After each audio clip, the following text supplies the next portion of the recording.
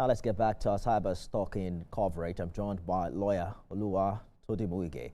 Mr. Ege, thank you for joining us on the news this hour. You know, we've seen a growing list of cyber stalking related arrests and court cases over the last 1 year, from activists to bloggers to influencers. Why do you think this offense suddenly is being enforced more aggressively now? Well, thank you for having me. The Cyber Crimes Prohibition Act of 2015, why people are going for the criminal prosecution, because defamation comes in two ways, criminal defamation and civil defamation. People tend to go for the criminal prosecution of it because of the punitive measures that are attached. And you will see that most times when an allegation or a charge is brought, the offenders or the suspects or the defendants are oftentimes remanded in prison custody, pending the time that they're able to get bail. And then, the procedure serves as a form of deterrent or punishment for persons who are found culpable. So I think that that's why many people want to use the provisions of the Cyber Crimes Act to prosecute.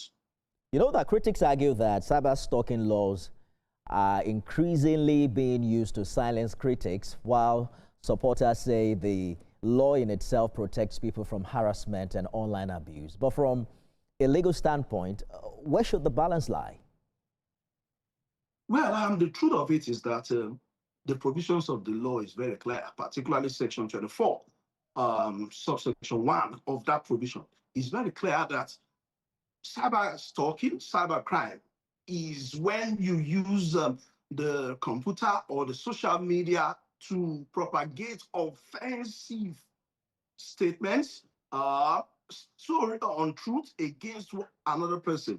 And now, the clear line is that you have freedom of speech, but you must be very clear that the divide must be there, that whatever you are talking about is not defaming the other person. You are not trying to cast aspersion on another person. You are not trying to bring somebody to ridicule. And now you can always pass your comments, your opinions without coloring the other person, except you are standing on the truth.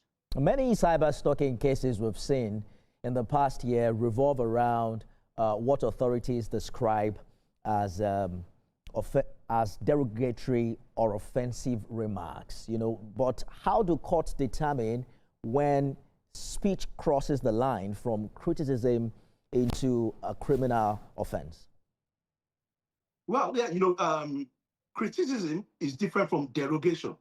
Well, you can be a strong critic without necessarily being derogative about passing your comments. You can be very harsh with your criticism. You can be constructive about your criticism, but you don't necessarily need to be derogative about your comments. You can be harsh to say, but the moment you cross the line, of the law, when you impute derogative words, when you include words that will make the other person be in the eye of the reasonable members of the society to feel ridiculed. So one has to be very careful in crossing that line, not to be derogatory. You can be harsh, but not derogatory. In a minute, if you can, for the benefit of the viewer, what exactly qualifies as cyber stalking under the Nigerian law, and how is it different from just expressing an opinion online?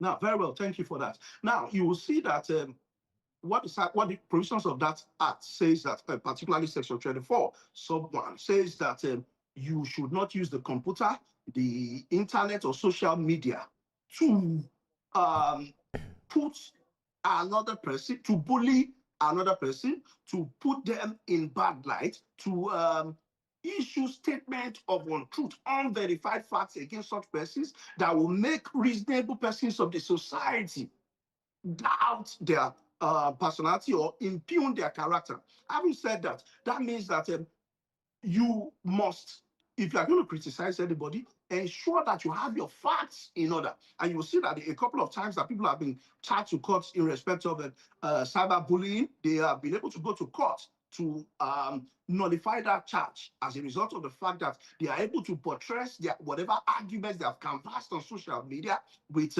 facts to say that this person that I refer to, permit me to say, oh, you laid an allegation that somebody is a prostitute, and you feel that that person is selling their body to make money, and they have accused you of cyberbullying, but you're able to establish the fact through their social media or even chats or facts to show that indeed these people actually sell their body and they are prostitutes. At that point, it is no longer defamatory, but we are standing on the facts. So these are the issues. Once they are tabled before a court of competent jurisdiction, the court will look at, it's not simply that the court will not throw you into jail or prison if a charge has been established. It now remains on the prosecution to establish their case beyond reasonable doubt. And of course, it's strike law that an individual is innocent until proven guilty.